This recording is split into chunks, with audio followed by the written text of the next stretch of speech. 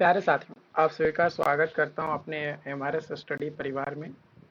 तो डियर, जैसा कि आपको पता है कि इकोनॉमिक्स पॉलिसीज इन इंडिया ये सब्जेक्ट जो हम लोग डिस्कस कर रहे थे, इसमें पहले वीडियोस में हमने देखा कि कौन कौन से सेक्टर्स होते हैं, इकोनॉमिक सिस्टम कितने तरीके के होते हैं, किसमें पब्लिक के लिए कोई काम किया जाता है, किसमें जो है प्राइवेट ओनर जो है काम करते हैं, किसमें जो है प्रॉफिट को देखा जाता है, किसमें प्रॉफिट नहीं देखा जा सकता है। इन सभी तमाम चीज़ों के बारे में हमने जो है डिस्कस किया। आज की इस सेशंस में हम लोग जो है यहाँ पे डिस्कस करेंगे characteristics of Indian economy. Indian economy का क्या कैरेक्टरिस्टिक्स है उसके बारे में। तो देखो, किसी भी कंट्री को डेवलप करने के लिए उसके इकोनॉमी कैसा है ना, उस देश का इकोनॉमी कैसा है उस पर डिपेंड करता है। इकोनॉमिक के अंतर्गत हमारा मेजर करने के लिए लिटरेसी रेट, अनएम्प्लॉयमेंट, पोवर्टी, है ना, national income, gross domestic product, इन सभी चीज़ों को जो है देखना पड़ता है ताकि हम ये पता लगा सके कि कोई भी कंट्री में कितना इकोनॉमी है ना, मतलब इकोनॉमिक डेवलपमेंट किस तरीके से हो रहा है। जिस तरीके से इकोनॉमिक डेवलपमेंट होंगे उसी के आधार पे हम लोग बोल सकते हैं कि कोई भी देश डेवलप्ड है या डेवलपिंग है ना, कोई कंट्री डेवलप्ड है या डेवलपिंग है। और भी कई सारे फैक्टर्स होते हैं जिसके बेसिस पे हम लोग डिटरमाइन करते हैं, बट बेसिक जो मेजर जो पार्ट होता है वो होता है इकोनॉमी। अगर किसी भी कंट्री का इकोनॉमी अगर खराब है तो उसको कहेंगे कि भाई वो खराब देश है, सही देश नहीं है। ठीक है। तो कैरेक्टरिस्टिक ऑफ इंडियन इकोनॉमी अगर बात किया जाए तो वो आपका होता है सबसे पहले लो पर कैपिटा इनकम। भाई अपने देश में ना जो कैपिटल इनकम है ना, पर कैपिटा इनकम, एक व्यक्ति का आय जो होना चाहिए उससे भी कम है, जो एक्चुअल में होना चाहिए उससे भी कम है। यानी कोई चीज़ अगर हम खरीदना चाहते हैं तो उसे खरीदने के लिए हमें पैसा जुगाड़ करना पड़ेगा, पैसा सोचना पड़ेगा कि हम कैसे करें, है ना। जैसे आप कहीं एग्जांपल ले लेना, आप अभी बीटेक कॉलेज में पढ़ रहे हैं। आप में से कई सारे लोग होंगे जो हो सकता है कि घर पे फ़ोन करें तो हॉस्टल फ़ी या मेंटेनेंस फ़ी या फिर कॉलेज का एग्ज़ाम फ़ी अगर देना हो तो एक बार फ़ोन किए, हाँ पापा हमको जो है ना 2000 रुपया चाहिए, 3000 रुपया चाहिए। At instant within 1 hour आपके अकाउंट में पैसा आ जाएगा। लेकिन मेजर ऑफ द स्टूडेंट्स ऐसे भी होंगे जो कि आज फ़ोन करेंगे कि पापा हमको जो है एग्ज़ाम फॉर्म भरना है, हमको 4000 रुपया जो है चाहिए। तो उनके पिताजी बोलेंगे कि देखो बेटा, आप कब तक फॉर्म भरना है। सबसे पहला सवाल ये पूछा जाता है कि कब तक फॉर्म भरना है, लास्ट डेट कब है। तो कल है पापा। ओके, तो कल है तो ठीक है, कल मैं भेज दूंगा जुगाड़ करके, है ना। इस तरीके की चीज़ें बोली जाती है।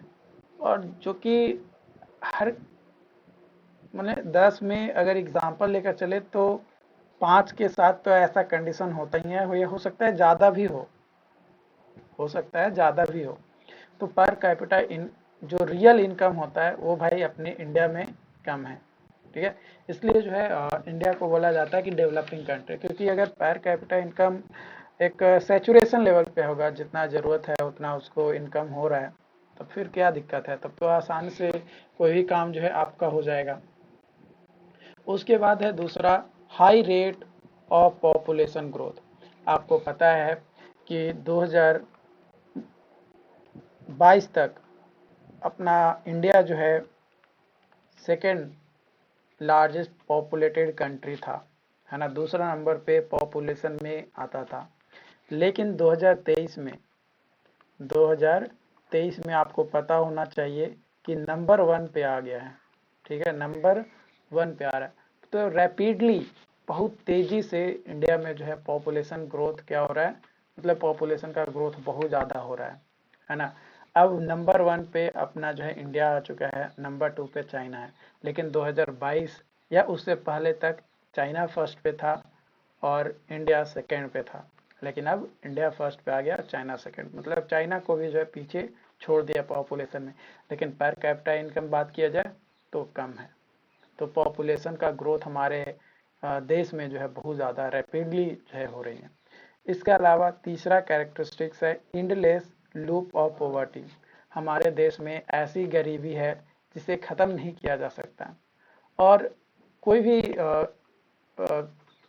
जो नेता है वो ये नहीं चाहता है कि भाई कोई अमीर बन जाए, क्योंकि देखो अगर कोई किसी को गरीबी से हटाना है तो एक सैचुरेशन लाया जा सकता है ना। लेकिन पूरा का पूरा उसको बोला जाए कि आप गरीब को अमीर बना दो, तो अगर बना भी दिया जाए तो महंगाई जो है बहुत ज़्यादा बढ़ जाएगा। आप जब रोड पे जाओगे, कोई रिक्शा वाला चला रहा होगा, वो बोलेगा कि आप बोलिएगा कि भैया हमको जो है स्टेशन लेके चलिए, 50 रुपया देंगे। वो कहेगा कि तुम ही चलाओ, हम बैठते हैं, हम तुमको 100 रुपया देंगे। ये स्थिति आ जाएगा अगर गरीबी को हटा देगा तो कोई भी नहीं चाहता है कि भाई गरीबी को हटाएं। जो जैसा है वैसा ही बना रहे, बस थोड़ा बहुत उसमें मॉडिफिकेशन किया जाए, लेकिन गरीबी बरकरार रहे। तो एंडलेस लूप आपका है इंडिया में पॉवर्टी को लेकर, इसलिए जो है आपका इंडिया एक डेवलपिंग कंट्री के लिस्ट में आपका आता है। इसमें डिमांड और सप्लाई के बेसिस पे यहाँ पे जो है काम किया जाता है कि भाई किसकी कितनी ज़रूरत है। जिस तरीके से ज़रूरतें होंगी उस तरीके से जो है यहाँ पे काम किया जाता है। ओके,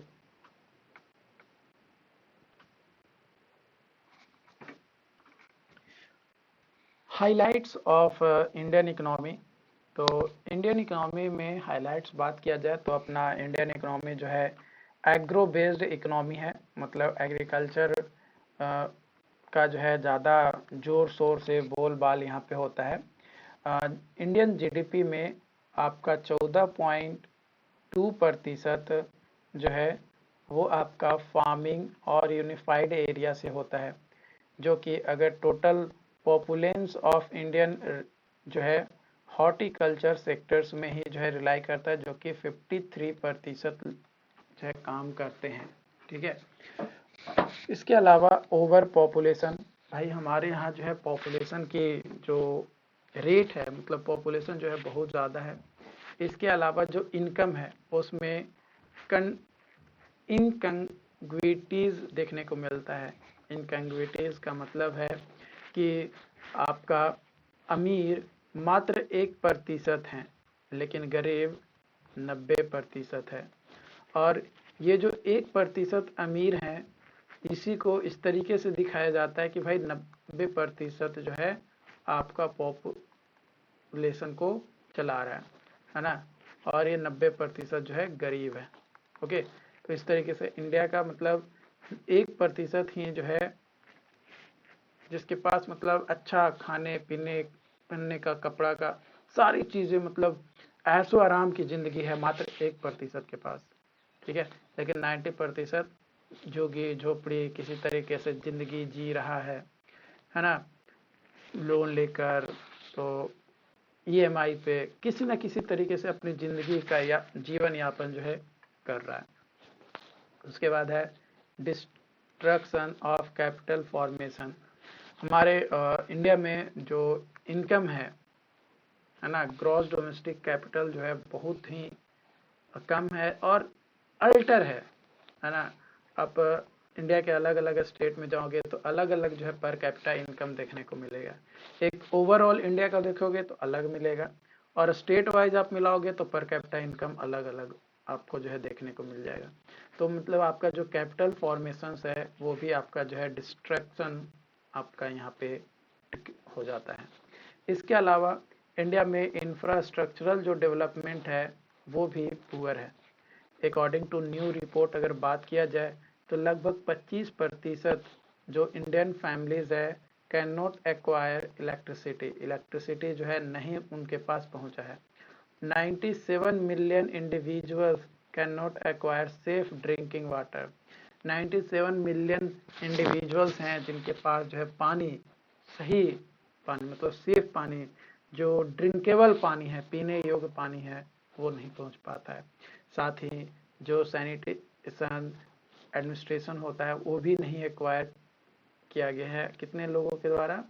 तो 840 मिलियन इंडिविजुअल्स के द्वारा। तो सोच सकते हो कि हमारा देश किस हालत में है। यानी इंफ्रास्ट्रक्चरल डेवलपमेंट बात किया जाए तो एब नॉर्मल है, मतलब सही नहीं है। जो होना चाहिए वो आपका यहाँ पे नहीं है। इम्परफेक्ट मार्केट, जो इंडिया में जो मार्केट है वो भी डिफेक्टिव है, प्रॉपर नहीं है। इसमें falls short in absence of portability, mobility, movement, इन सभी के कारण से जो है हमारा मार्केट क्या हो जाता है? फेल्स हो जाता है, मतलब खत्म हो जाता है, मतलब गिर जाता है, क्योंकि एक पोर्टेबिलिटी नहीं है, मोबिलिटी और मूवमेंट प्रॉपर नहीं है। यहाँ पे जैसा डिमांड होगा उसके अनुसार जो है सप्लाई होंगे, जैसा डिमांड होगा उसके अनुसार जो है सप्लाई जो है देखने को आपको मिलेगा। ओके, बट यहाँ पे ऐसा नहीं है कि कोई भी चीज़ें हैं। अगर मोबाइल फ़ोन की ज़रूरत है अभी, ठीक है, अगर मोबाइल फ़ोन की अभी जो है ज़रूरत है, तो मोबाइल फ़ोन की अगर अभी ज़रूरत है तो इसका दाम, अगर 10 फ़ोन की ज़रूरत है तो मैक्स टू मैक्स बनाएगा कितना? 11 से 12 फ़ोन आपको इंडिया में देखने को मिलेगा। लेकिन वही अदर कंट्री में 10 फ़ोन की डिमांड है, फिर भी जो है एक्स्ट्रा रखो 20 फ़ोन। तो इस तरीके की चीज़ें जो है अपना इंडिया में जो है देखने को नहीं मिलता है। मतलब इम्परफेक्ट मार्केट जो है, जिसकी ज़्यादा डिमांड वो ज़्यादा मैन्युफैक्चर होगा, जिसका कम डिमांड वो कम मैन्युफैक्चर होगा, क्योंकि यहाँ पे कभी भी पासा पलट जाता है, जिसके कारण से जो है हाई फ्लैक्चुएशन जो है आपको प्राइसेस में देखने को मिलता है। इसके अलावा इंडलेस लूप ऑफ पॉवर्टी, जो कि ऑलरेडी आपको समझाएं। उसके अलावा एब्सोलेट टेक्नोलॉजी, हमारे इंडिया में जो टेक्नोलॉजी है, ठीक है, आजकल बहुत ज़्यादा तेज़ी से जो है टेक्नोलॉजी को अडॉप्ट किया जा रहा है, मॉडर्न मशीनरीज को अडॉप्ट किया जा रहा है, इनोवेशंस जो है नए नए किए जा रहे हैं। लेकिन फिर भी आपका जो एग्जैक्ट टेक्नोलॉजी का यूज़ होना चाहिए, वो जो है एग्जैक्ट टेक्नोलॉजी का जो है यूज अपने इंडिया में नहीं हो रहा है। इसके अलावा आपका बैकवर्ड सोसाइटी भी नहीं चाहती है कि भाई हमारा देश जो है चेंज हो। पहला, कास्ट सिस्टम फ्रेमवर्क, हमारे देश में कास्टिज्म बहुत ज़्यादा है, धर्म को लेकर, है ना, जाति को लेकर बहुत ज़्यादा लोग जो है आपस में लड़ते रहते हैं। हम मुस्लिम हैं, हम हिंदू हैं, हम क्रिश्चियन हैं, तुम मेरे धर्म में कैसे आ गए, तुम यहाँ पे शराब कैसे पी लिए, मतलब बहुत ज़्यादा जातिवाद भी है। भाई हम चमार के साथ नहीं रहेंगे, हम जो है भूमिहार के साथ रहेंगे, हम जो है दुसाध के साथ नहीं रहेंगे, मतलब इस तरीके का बहुत ज़्यादा जातिवाद है। आप ये चीज़ें अगर बिहार में अगर बात किया जाए, मैं बिहार में बात करता हूँ, ऐसा नहीं है कि अदर स्टेट में नहीं है, अदर स्टेट में भी है, बट अपने बिहार में अगर बात किया जाए तो जो नॉर्थ बिहार है और साउथ बिहार है, इसको दो भाग में मैं बांटता हूँ। तो साउथ बिहार में आपका थोड़ा कम जातिवाद जो है देखने को मिलता है, लेकिन वही नॉर्थ बिहार में अगर आप चले जाओ तो आपको जातिवाद बहुत ज़्यादा देखने को मिलेगा, बहुत ज़्यादा है, ठीक है, बहुत ज़्यादा। इसके अलावा आपका मेल डोमिनेटेड सोसाइटी हमें जो है हम लोग मान चुके हैं कि भाई हमारे यहाँ जो है ना, जो पुरुष हैं वो ज़्यादा अच्छा काम करेंगे एज कम्पेयर टू महिलाएं, है ना। महिलाओं को कितना भी आरक्षण दिया जाता है, लेकिन फिर भी पुरुष उसको जो है आगे बढ़ने नहीं दिया जाता है। आपको पता होगा 2023 में एक मामला जो है बहुत ज़्यादा वायरल हुई थी, है ना,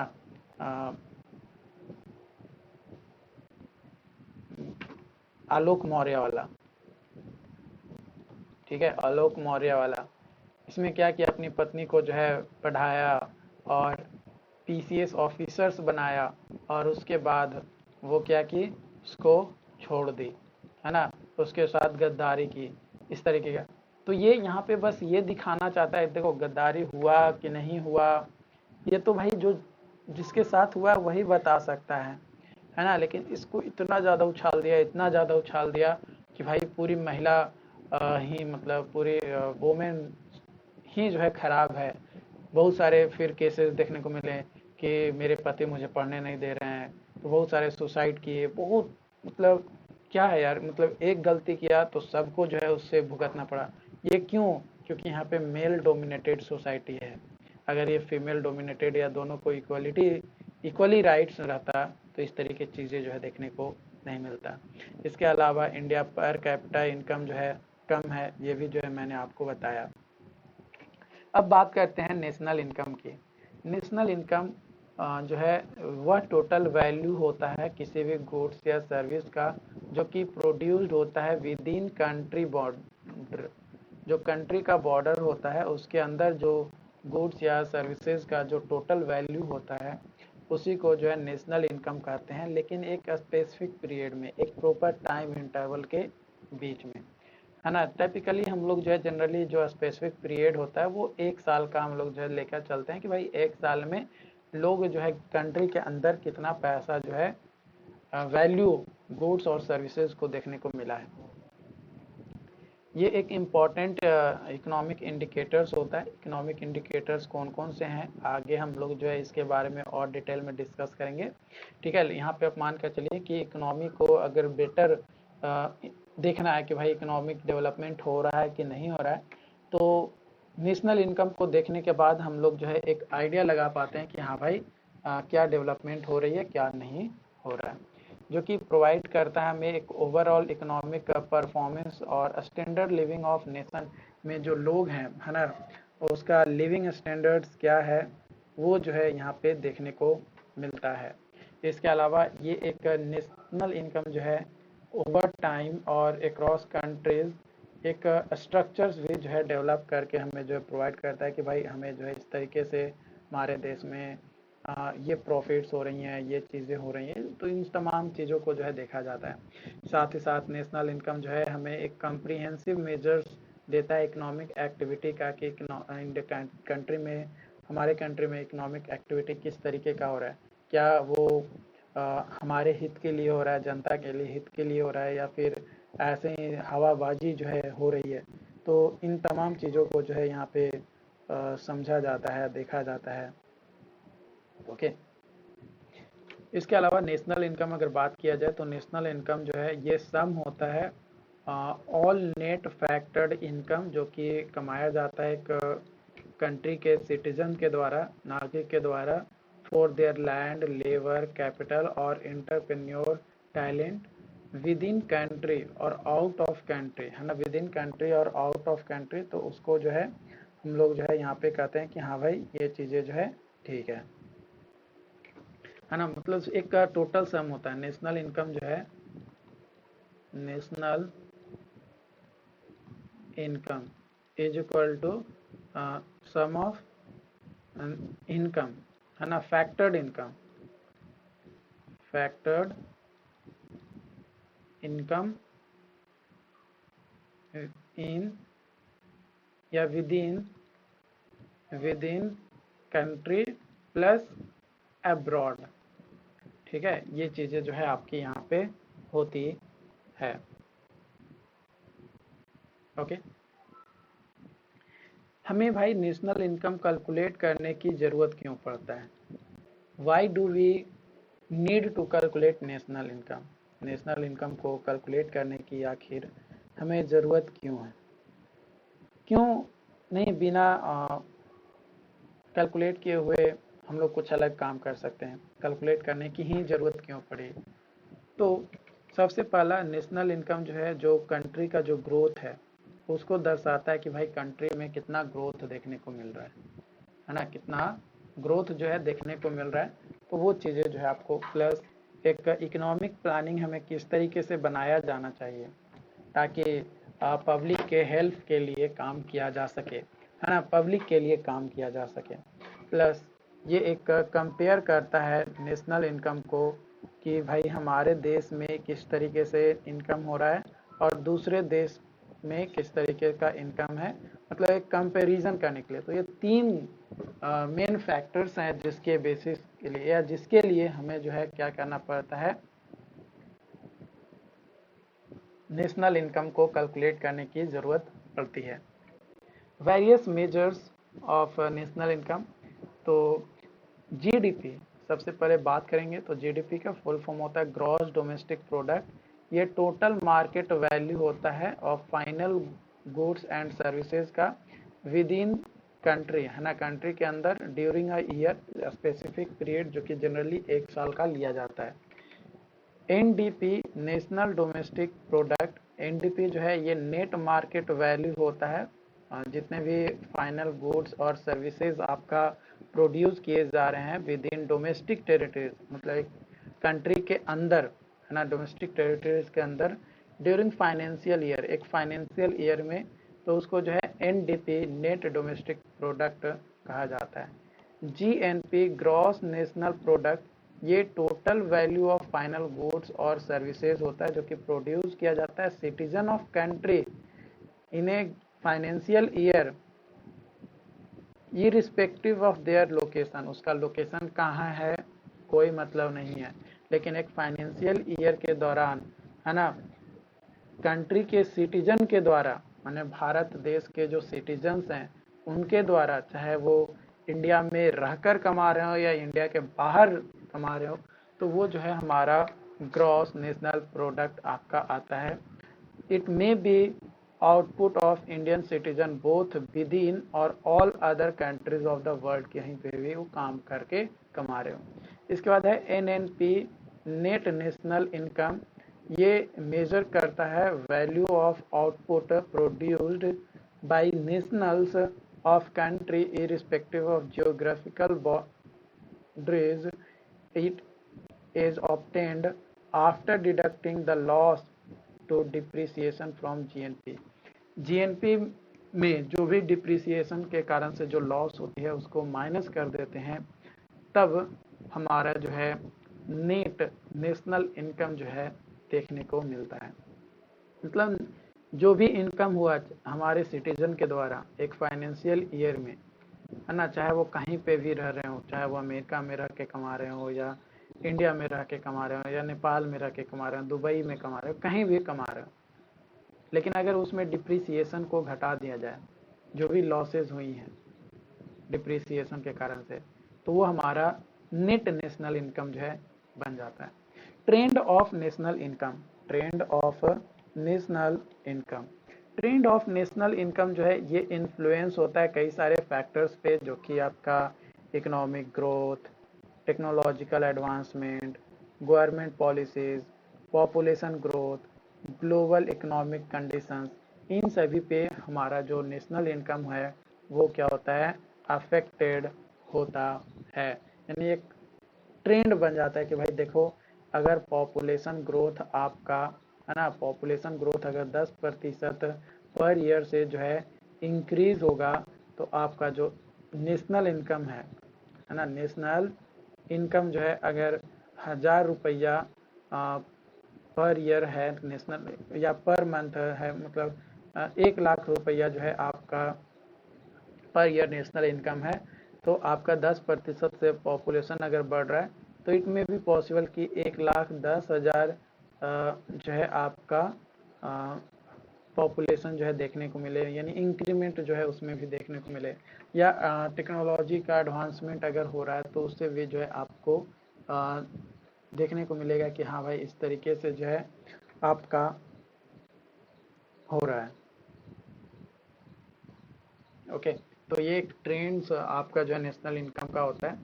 स्ट्रक्चर्स अगर बात किया जाए नेशनल इनकम का, तो नेशनल इनकम का स्ट्रक्चर जो है ये कंपोजिशंस को बताता है कि नेशनल इनकम के लिए कौन कौन से कंपोजिशन जो है हमारे होते हैं, जो कि हमें एक सोर्स ऑफ इनकम और सेक्टर को बताता है। तो नेशनल इनकम जो है 2 भाग में आपको स्ट्रक्चर्स होते हैं, एक असेट मार्केट और एक गुड्स मार्केट। असेट मार्केट जिसमें मनी मार्केट, बॉन्ड मार्केट, जो मनी मार्केट है सप्लाई डिमांड पे वर्क करता है और बॉन्ड मार्केट भी जो है सप्लाई डिमांड पे वर्क करता है। वही अगर बात किया जाए गुड्स मार्केट की, तो जीएनपी यानी एग्रीगेट डिमांड के ऊपर होता है, जो कि फिजिकल पॉलिसीज के द्वारा इसको कंट्रोल किया जाता है। दोनों में ही इंटरेस्ट रेट आपको जो है देखने को मिलता है। और ये जो एसेट मार्केट्स है यानी मनी मार्केट या बॉन्ड मार्केट, ये जो है आपका मॉनेटरी पॉलिसीज के द्वारा जो है कंट्रोल किए जाते हैं। बात किया जाए कंपोनेंट्स की हमारा नेशनल इनकम का, तो सबसे पहला कंपोनेंट्स है आपका कम कंपेंसेशन ऑफ एम्प्लॉय का कंपनसेशन, जैसे वेजेज, सैलरीज, बेनिफिट जो रिसीव किए जाते हैं आपके इंडिविजुअल के द्वारा, जो भी वो काम किया, चाहे वो प्राइवेट सेक्टर में काम किया हो या प्राइवेट सेक्टर में काम किया हो या पब्लिक सेक्टर में काम किया हो, कहीं पे भी काम किया हो, उसका जो भी सैलरी, वेजेज या जो इंडिविजुअल बेनिफिट्स हैं वो उसको मिलने चाहिए, है ना। तो ये आपका कंपोनेंट है। इसके अलावा ऑपरेटिंग सप्लाईज, जिसको जो हम लोग प्रॉफिट्स भी कहते हैं, ये आपका जो है इनकम को रिप्रेजेंट करता है, जो अर्न किया जाता है owners of capital such as businesses, corporation, self employed individuals, ये सभी जो कि आपका retained in earning and distributed profit जो है आपका होता है। मिक्स्ड इनकम, जिसमें जो है ये वैसा कंपोनेंट है जिसमें जो है इनकम जो अर्न किया गया है इंडिविजुअल के द्वारा वो, और हु आर सेल्फ एम्प्लॉयड और इंगेज्ड इन अनइनकॉर्पोरेटेड बिजनेस, तो वो मिक्स्ड इनकम में आएगा। टैक्सेस ऑन प्रोडक्शन और इंपोर्ट, है ना, प्रोडक्शन और इंपोर्ट पे जो टैक्सेस है वो चीज़ें जो है आपका यहाँ पे आ जाता है। सब्सिडीज, जो कि गवर्नमेंट के द्वारा जो है प्रोवाइड किए जाते हैं ताकि कोई इंडस्ट्रीज एक्टिविटीज़ या कोई काम अच्छा कर रहा है तो उसको एक जो है बेनिफिट्स जो है इससे देखने को मिले, तो वो चीज़ें। नेट प्रॉपर्टी इनकम, है ना, कोई अगर प्रॉपर्टीज़ है आपके पास तो इनकम जो है किस तरीके का हो रहा है, तो वो आपका जो है उससे मतलब कोई आपका सेट्स है तो उससे आपका कितना इनकम हो रहा है, इंटरेस्ट, डिविडेंड्स, रेंट्स, रॉयल्टीज, है ना, या कोई फॉरेन इंटाइटल्स पेड किए जा रहे हैं, तो वो सभी चीज़ें जो है प्रॉपर्टीज से आपका नेट इनकम क्या हो रहा है, तो ये सभी जो है हमारा नेशनल इनकम स्ट्रक्चर का एक इम्पॉर्टेंट कंपोनेंट्स आपको जो है देखने को मिलता है, जो कि कहीं ना कहीं ये दोनों ही जो है डिवाइडेड हो, जितने भी कंपोनेंट्स बताए हैं वो दोनों या तो मनी मार्केट या बॉन्ड मार्केट या फिर गुड्स मार्केट के अंतर्गत ही जो है आपका आता है। यानी बेसिकली दो ही कंपोनेंट्स हैं आपके, एसेट मार्केट और गुड्स मार्केट, उसके अंतर्गत कई सारी चीज़ें जो है आपका निकल कर आता है। बात किया जाए गुड्स की, तो गुड्स जो है ये आपका चार तरीके का गुड्स होता है, consumption good, capital goods, final goods और इंटरमीडिएट गुड्स। जो कंजम्पशन गुड्स होता है ये वैसा प्रोडक्ट्स होता है जो कि फाइनल गुड्स होता है जिसको जो है कंज्यूम किया जा सके, जिसे हम लोग यूज कर सके, जैसे pen, television, pair of shoes, है ना। They are not used in manufacturing of other goods, जिसका यूज जो है अदर चीज़ बनाने के लिए नहीं किया जाता है। कैपिटल गुड्स वह गुड्स होता है जो कि यूज किया जाता है one business to asset another in production of consumer goods. Consumer goods को बनाने के लिए जो पैसा वगैरह हम लोग बना लगाते हैं किसी बिजनेस में ताकि उससे जो है प्रोडक्शन किया जा सके, तो कैपिटल गुड्स आएगा, जैसे इक्विपमेंट, मशीनरी, बिल्डिंग, कंप्यूटर्स वगैरह। फाइनल गुड्स वह गुड्स जो कंजम्पशन के लिए, है ना, कंजम्पशन कंज्यूम करने के लिए रेडी हो जाता है ना, बोथ कंज्यूमर गुड्स और कैपिटल गुड्स, तो उसको जो है हम लोग फाइनल गुड्स कहते हैं। इंटरमीडिएट गुड्स वह गुड्स जो कि यूटिलाइज किए जाते हैं in the production of finished goods और कंज्यूमर गुड्स, तो मतलब फिनिश्ड गुड्स के लिए जो प्रोडक्शन के लिए जो यूटिलाइजिंग करने के लिए जो गुड्स होंगे उसको जो है इंटरमीडिएट गुड्स जो है हम लोग यहाँ पे बोलते हैं। यहाँ तक कोई दिक्कत नहीं होना चाहिए। चलिए आगे बढ़ते हैं। देखो डियर, अगर आपका कोई प्रॉब्लम रहता है या कोई सवाल रहता है ना, तो आपको चैट बॉक्स जो है फ्रीली दिया गया है, ठीक है, आपको चैट बॉक्स दिया गया है। उस चैट बॉक्स में बेहिचक बिंदास होकर, है ना, निडर होकर जो है आपको अपने सवालों को जो है पूछना है, ठीक है। क्योंकि जब तक आप अपने सवालों को नहीं पूछेंगे, हमें कैसे पता चलेगा कि आप को क्या प्रॉब्लम हो रही है, क्या प्रॉब्लम नहीं हो रहा है, ये आप बताइएगा हमें, तभी तो हमें पता चलेगा ना। तो आपको बताना ज़रूरी है कि आपको साथ क्या प्रॉब्लम हो रही है, ताकि उसे जो है बेटर तरीके से सॉल्व किया जा सके और अच्छे से सॉल्व किया जा सके। क्योंकि ये जो सब्जेक्ट्स है, ये एज ए अगर civil engineer point of view से देखें तो उतना इम्पोर्टेंट नहीं है, लेकिन जब आप डिग्री ख़त्म कर लोगे तो आपको बाद में चीज़ें थोड़ी थोड़ी धीरे धीरे धीरे जो है समझ में आएगी। इस लेवल पे हो सकता है कि आपको उतना समझ में ना आए, लेकिन धीरे धीरे फिर आपको जो है समझ में आने लगेगा। और ये जो कंटेंट मैं आपको प्रोवाइड करा रहा हूँ ना, शायद ही ऐसा कंटेंट आपको कोई प्रोवाइड कराए, और एक नॉमिनल प्राइस में आपको जो है दिया जा रहा है। मैं ये नहीं कह सकता कि आपको मैं फ्री में दे रहा हूँ, नहीं कर सकता और कहूँगा भी नहीं। नॉमिनल प्राइस है आपका, बट ये आपके लिए इफ़ेक्टिव है, और मुझे लगता है कि ये चीज़ आप अफोर्ड कर सकते हो। ओके,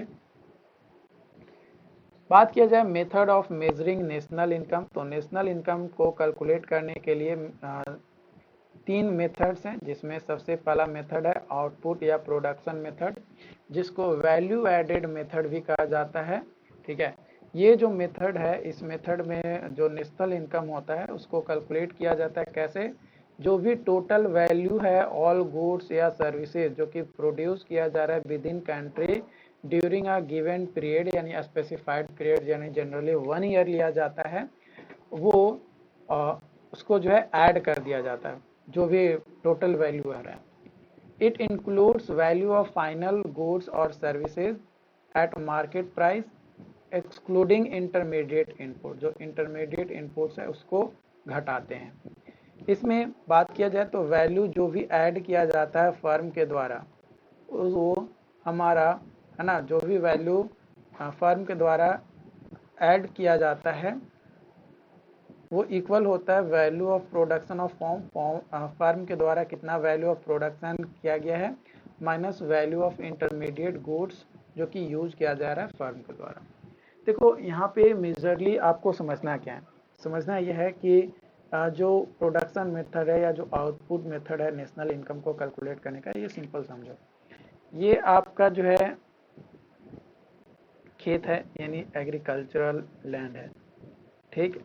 यहाँ पे ये किसान है, ये काम कर रहा था, और यहाँ पे मानकर चलो कि ये लेकर आया राइस, है ना, मैंने धान का जो है खेती किया। अब ये धान का खेती किया और यहाँ पे एक मैन्युफैक्चरिंग इंडस्ट्री है ना, इंडस्ट्री जो कि मानकर चलो कि क्या बनाता है, सपोज डैट आपका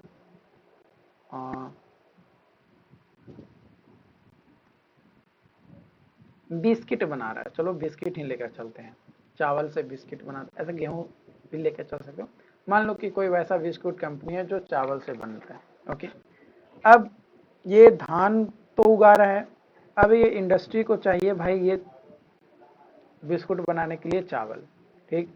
तो ये इंडस्ट्री वाला क्या करेगा, इसको कहेगा कि देख भाई हमको जो है इतना चाहिए, तो ये क्या करेगा, जो भी पैदावार हुआ ये इंडस्ट्री के मालिक इसको जो है खरीद लेगा, ठीक।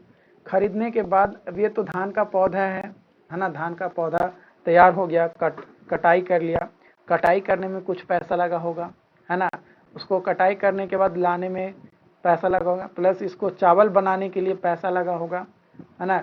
उसके बाद इसको जो है और पॉलिशिंग वगैरह करने के लिए प्लस ट्रांसपोर्टेशन में इसको जो है पैसा लगा होगा।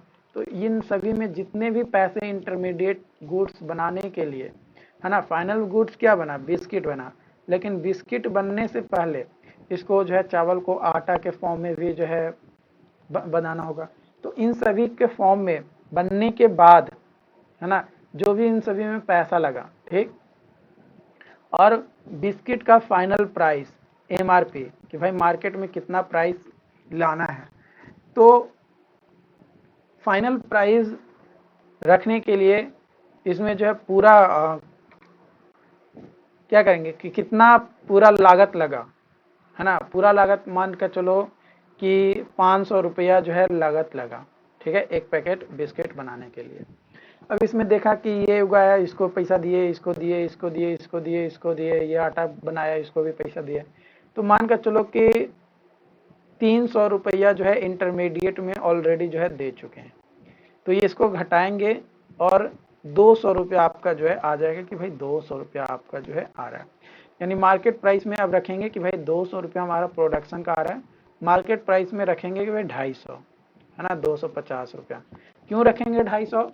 250 इसलिए रखेंगे ताकि जो प्रॉफिट्स है वो भी तो अर्न करें, क्योंकि भाई सारा तो इतना पैसा लगा ही गया कि भाई कितना प्रोडक्शन में पैसा लगा, प्लस इंटरमीडिएट गुड्स में जो भी वैल्यू था वो तो दे दिए। अब घटाने के बाद प्रॉफिट भी तो देखना है, ऐसा तो नहीं है कि भाई ऐसे ही काम चल जाएगा, प्रॉफिट भी आपको जो है देखना पड़ेगा। तो इन सभी चीज़ों को जो है यहाँ पे देखते हुए ये चीज़ें इस तरीके से जो है हम लोग एक ऐड करते हैं, मतलब फाइनल गुड्स बनने में और इंटरमीडिएट जो वैल्यूज थे उसको जो है घटा देंगे, तो फाइनल वैल्यू जो है फर्म के द्वारा जो ऐड किया गया उसको जो है हम लोग नेशनल इनकम के तौर पे लेकर चलते हैं। अब ये जो मेथड्स है इसका यूज नहीं किया जाता है। इसके बाद आता है नेशनल मतलब जो इनकम मेथड है उसकी मदद से हम लोग जो है नेशनल इनकम को जो है कैलकुलेट करते हैं।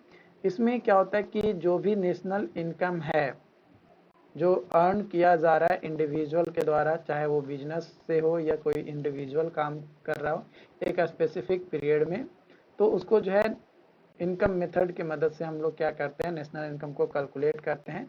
इसमें आपका वेज, है ना, सैलरीज, प्रॉफिट, रेंट्स, इंटरेस्ट और जो भी फैक्टर्स है जिसकी मदद से कोई एक इंडिविजुअल या कोई बिजनेसमैन पैसा कमा रहा है, तो उसको जो है नेशनल इनकम को मेजर करने के लिए उन सभी को जोड़ देंगे, तो वो हमारा जो है नेशनल इनकम आ जाएगा। यानी national income is equal to total wages plus total rent plus total interest plus total profit.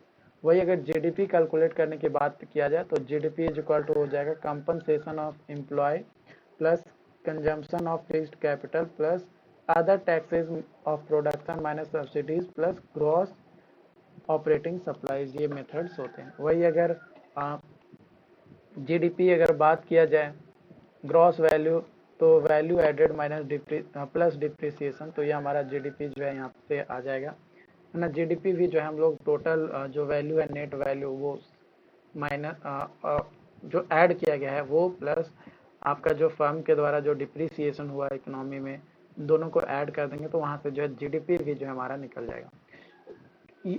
उसके बाद है आपका एक्सपेंडिचर मेथड। एक्सपेंडिचर मेथड्स में क्या होता है कि आप जो जो पैसा जहाँ जहाँ पैसा सर्विस या गुड्स को लेने के लिए पैसा एक्सपेंड किए, है ना, उन सभी को जोड़ने के बाद जो वैल्यू मिलेगा वही जो है हमारा एक्सपेंडिचर मेथड्स की मदद से नेशनल इनकम जो है कैलकुलेट होगा, जिसमें consumption by household, investment by business, government spending, net export import, है ना, ये सारी चीज़ें जो है यहाँ पे आती है। तो यहाँ पे जीडीपी इज इक्वल टू हो जाएगा C plus I plus G plus X minus M.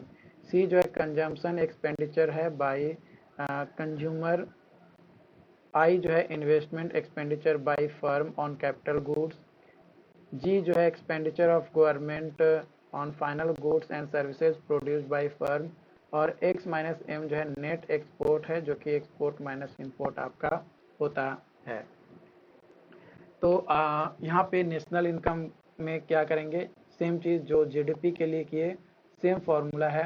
और अब, है ना, प्रेजेंट टाइम में अगर बात किया जाए अपने इंडिया में, तो जो नेशनल इनकम है उसे कैलकुलेट करने के लिए जो है एक्सपेंडिचर मेथड्स का यूज किया जाता है।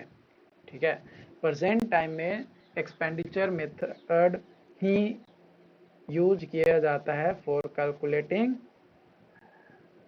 नेशनल इनकम प्रेजेंट टाइम में। ठीक है, प्रेजेंट टाइम, लेकिन पहले जो है आपका वैल्यू एडेड मेथड भी यूज किया जाता था। ओके, आई होप कि ये चीज़ें आपको समझ में आया हो। और आज का सेशन आपको समझ में आया हो पूरा का पूरा। डाउट्स आता है तो ज़रूर बताइएगा। ओके, बाकी मिलते हैं नई एपिसोड के साथ। Thank you.